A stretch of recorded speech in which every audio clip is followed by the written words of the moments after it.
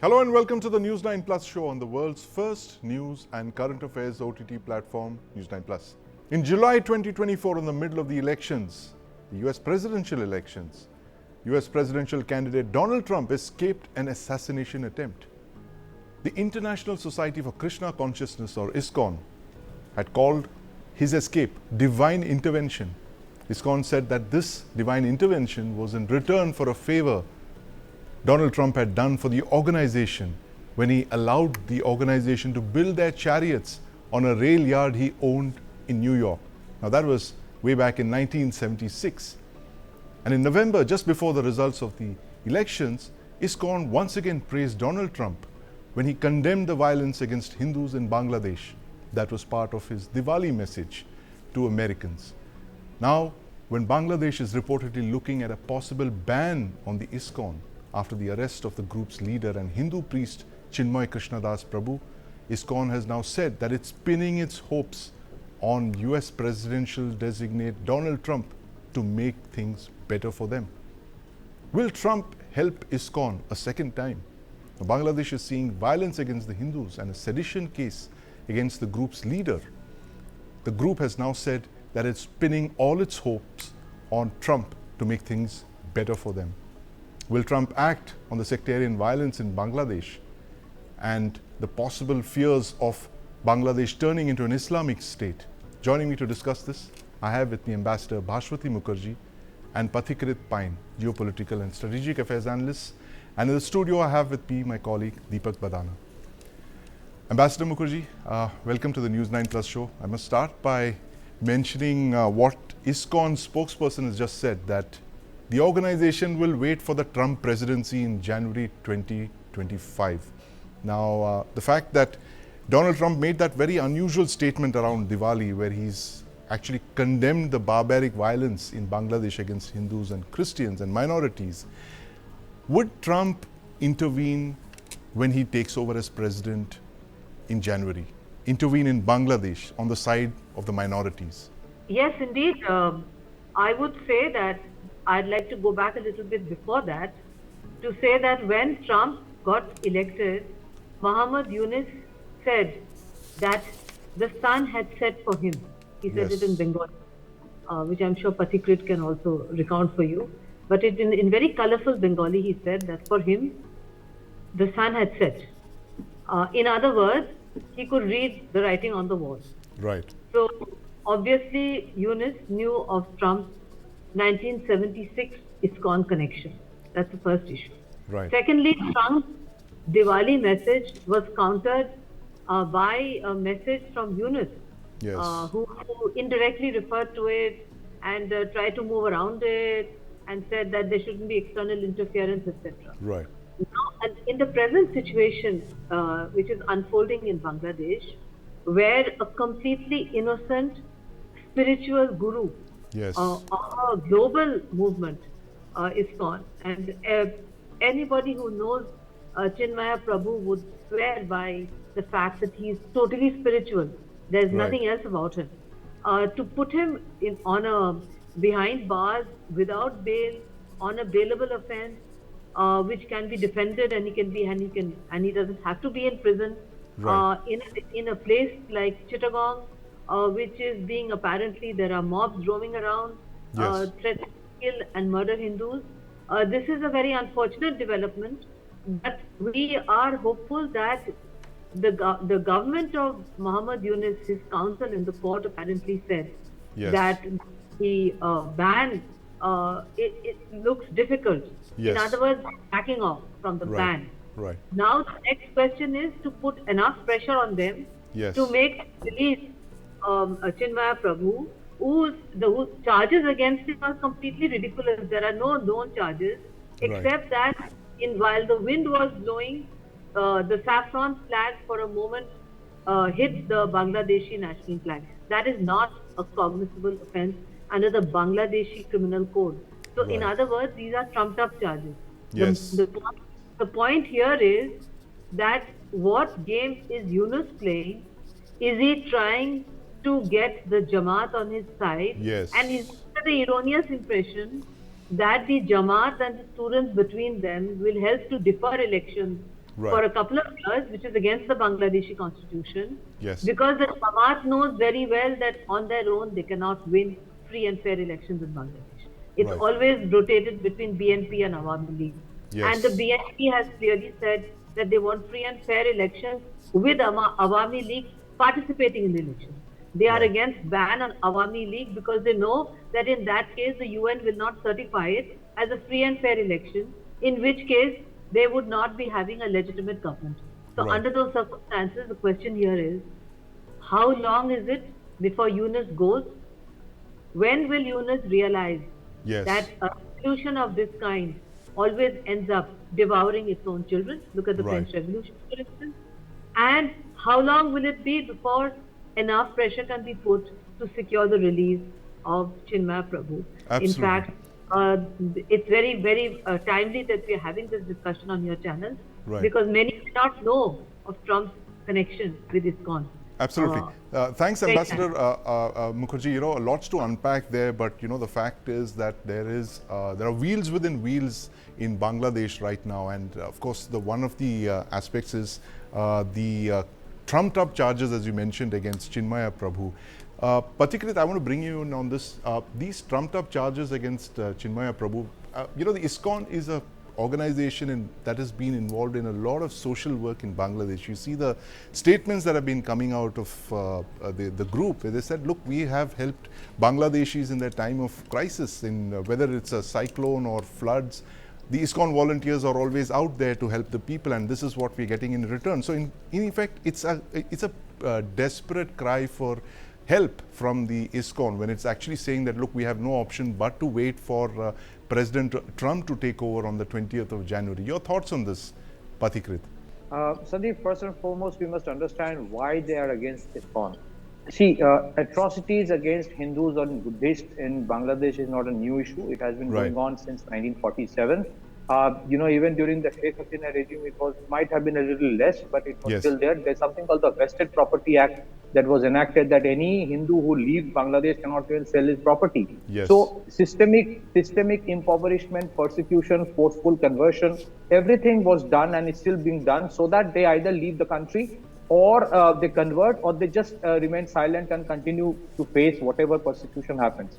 The problem with the minorities in Bangladesh has been that they have never been galvanized, they have never been united, they have always been scattered, and they never came up together. What has Chinmaya Prabhu done under the ISKCON banner is this. This is for the first time he galvanized the Hindus, the Buddhists to come together in unison and ask for their rights, legitimate rights in terms of protection of minorities. Now, this is something which has alarmed the Jamaat and other radical Islamist groups, that how come they're doing this? So this is why they're targeting ISKCON. I must say, ISKCON has also been very pivotal in Bangladesh in terms of organizing iftar parties even. And in spite of that, ISKCON is being targeted deliberately for this. Now, why is it that ISKCON has so much hope from Trump? The reason is this. Whatever is happening in Bangladesh could not have happened without the blessing of the Biden administration. That is why they're hoping something alternate or better from the Trump administration. The entire regime change. Mohammad Yunus goes to United States and he says that it was well planned out. Biden administration, in the name of bringing democracy, holds the hand of Islamist organizations. I mean, there cannot be something more, ridiculous than that. And all the atrocities that is happening, the Sino-Wahhabi lobby, which has completely penetrated the Department of State, and they rule the roost. They will speak everything about minority persecution till the time the minorities are Muslim. But the moment the minorities are Hindus, USICRF and other organizations of State Department will remain silent. They'll say we are waiting and watching. My last point, Sandeep. Trump will do what he has to do, but I think India cannot have a perpetual wait and watch policy, because what we are witnessing today is that Bangladesh is going back to the pre-1971 era, where it's not just about persecution of Hindus. It is eventually it will become a a safe haven for the ISIS and the ISIs, and it's not going to get restricted in Bangladesh alone. What is happening? So Yes, you are yes. creating another Pakistan in the eastern You side of are India. indeed, yes. And you know, Pathik, it's interesting because there were a few commentators, not Indian of course, who said that Bangladesh in the last couple of years under Sheikh Hasina had actually become the Pakistan that Muhammad Ali Jinnah wanted. It was just peaceful, it was stable, it was progressive, it had space for minorities. And in a span of a few months, all that seems to be unraveling.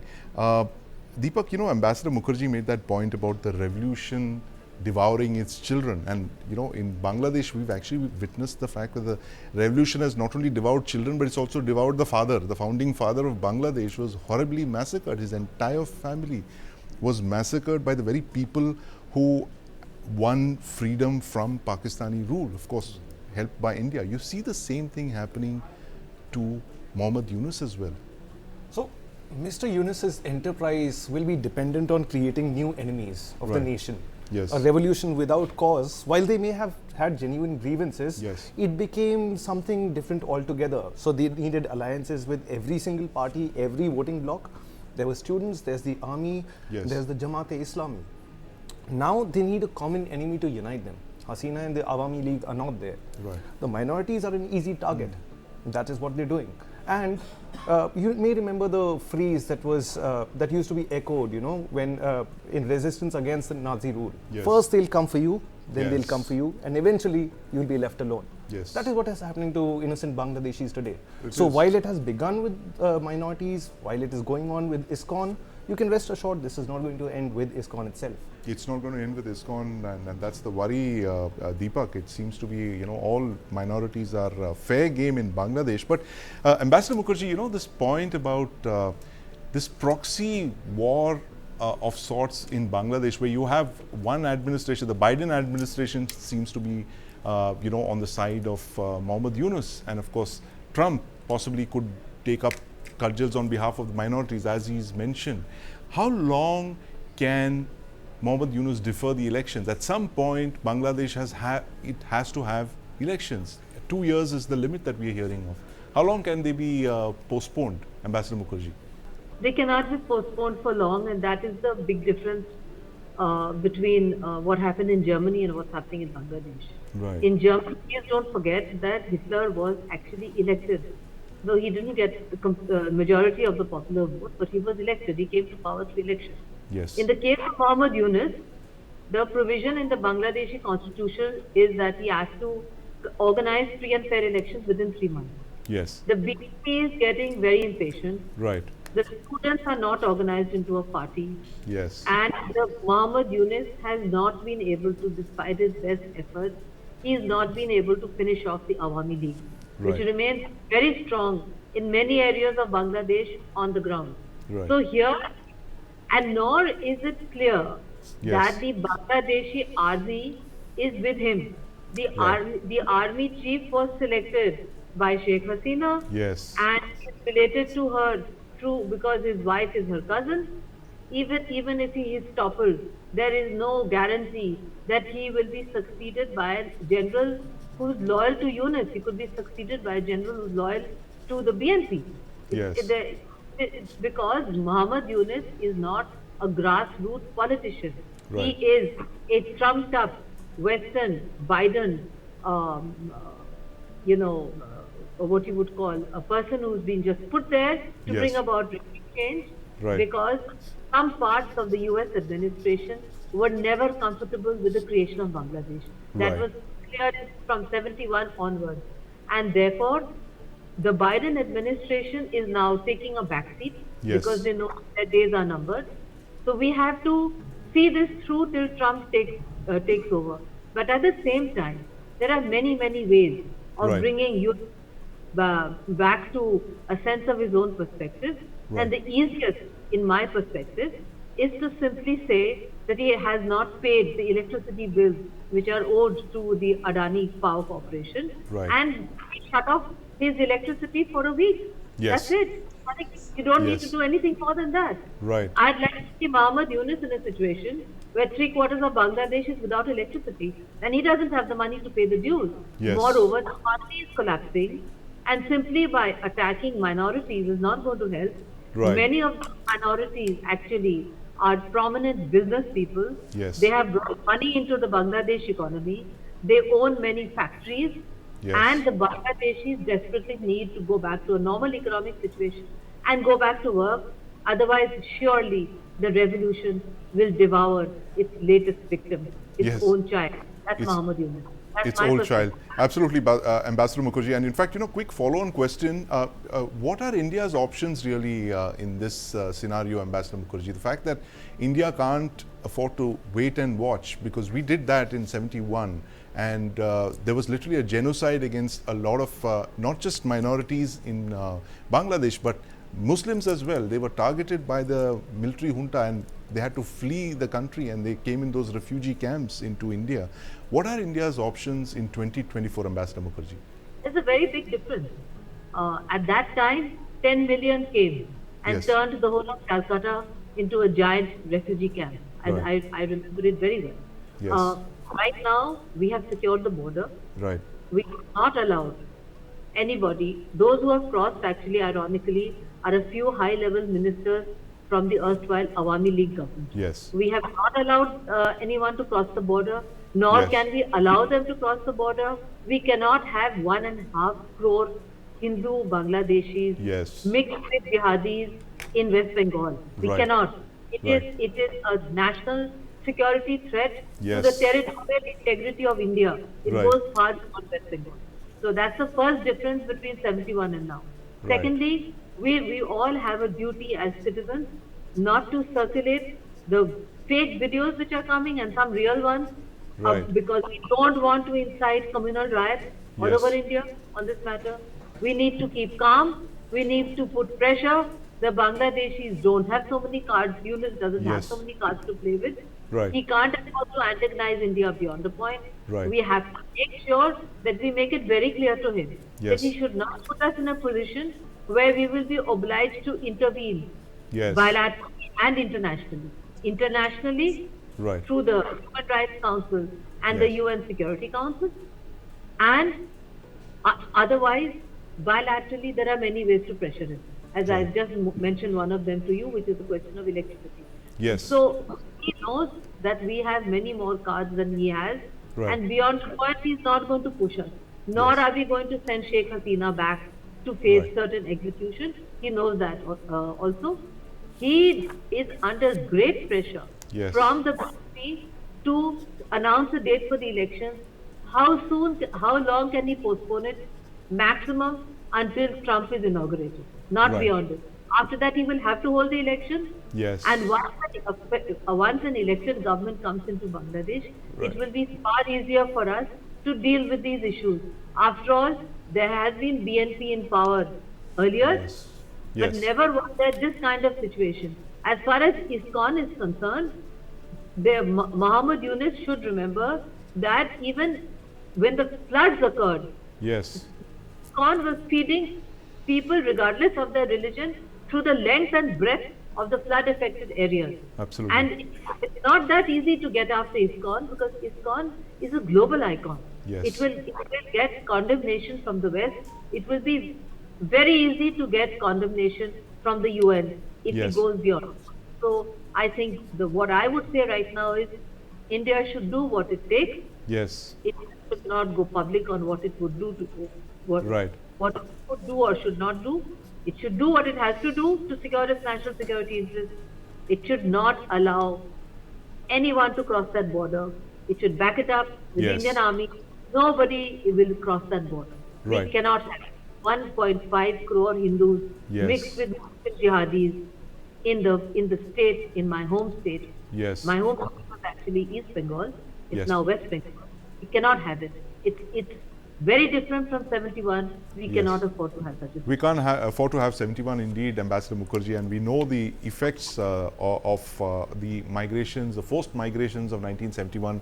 Many Indian states in the northeast are still wrestling with those problems caused from 1971. But Pathikrit, you think that India has several more cards to play, as Ambassador Mukherjee was mentioning, from ranging from the electricity bills that the caretaker Muhammad Yunus has to pay to the other issues that we could take up bilaterally and of course internationally. We have not begun playing all our cards yet very clearly. Well, first and foremost, I don't have much expectation that United Nations or such multilateral institutions will ever do anything. So we can raise those issues, but I don't think there will be any outcome. Secondly, I do agree that security of the country is foremost, so we cannot allow those 1.5 crore people to come to India. That is one way of looking at it. But at the same time, can we continue to remain a mute spectator forever if the persecution and the genocide continues? Because it has only started. It's not that it is only the end of the story. Can we remain a mute spectator to it? There will be a lot of expectation. I think a lot of retired bureaucrats have written to the government of India that we must do something. What we should do, that is up to the government of India. Right. And doing something does not necessarily mean a military intervention. There are other ways. For example, 80% of the raw materials of the textile industry of Bangladesh, which is a very big foreign exchange earner for Bangladesh, more than $50 billion, that 80% of the raw materials for the Bangladeshi textile industry comes from India. Now, what have we done? That is the issue. So that is one thing that we have a leverage. We are facilitating, transmission of electricity from Nepal to Bangladesh via the Indian grid. I mean, with all due respect, I just want to know, why are we doing that? So there are many other things. The large amount of vegetables, every other commodity, everything goes from India. So if we actually want to do something, there are multiple things to do. I have utmost faith on the government of India that they can do the needful as and when required. But all I'm saying is that we just cannot remain a mute spectator. That is the only thing, because then there will be a time will come then where, it's like the Kashmir situation, where, as for a long time, there was no action, and then it became such a situation that we are still dealing with it, and we haven't been able to solve it out. And then you had to put boots on the ground for eternity. That has happened in Kashmir. We know what has happened in Pakistan. I am not talking about military intervention. That is not my contention. All I'm saying is that if we continue to allow what is happening, thinking that it is an internal affair, we just raise a few voices and we cannot antagonize anybody. Well, if we think about consequences only and then not take any action, then the outcome will be such. You will eventually see Bangladesh will becoming the hub of supplying weapon systems for, creating more trouble in Northeast. It has already started. Do you think the consignment the cargo consignment that came from Pakistan to Bangladesh was carrying flowers or roses? No. It was certainly carrying something which will be antagonistic towards India. It will be something which is anti-India. And that is something we have to keep in mind. We just can't say that, no, it is the internal, it's a bilateral issue between Bangladesh and Pakistan. So that is something we have to keep in mind before we take a decision whether we remain as it is or we do something. What we do, that is for the government of India to decide. That's right, absolutely. And, closing comments, Deepak, very quickly, that the fact that, there seems to be a certain plan to all of this, Deepak, the fact that minorities in Bangladesh are being targeted. In 71, they were targeted because they believed that they were followers of the Awami League, and therefore minorities were, as Ambassador Mukherjee also mentioned, that how West Bengal had to host more than 7 million refugees. And in 2024 also there seems to be a similar plan to depopulate the Awami League's vote banks, which are the minorities, and therefore ensure that the Awami League never comes back to power. I think there needs to be some soul searching in Bangladesh. For instance, right after this whole conflagration erupted, there were vast hordes of people who wanted to enter India. In fact, there were demonstrations in Dhaka against the fact that India was not giving visas to them. So at one point, anti-India sentiment seems to be the one sentiment that animates everyone over there. On the other hand, they also want to come to India. And the third thing is that India ends up being the biggest trading partner for Bangladesh. They really need to introspect on what they want.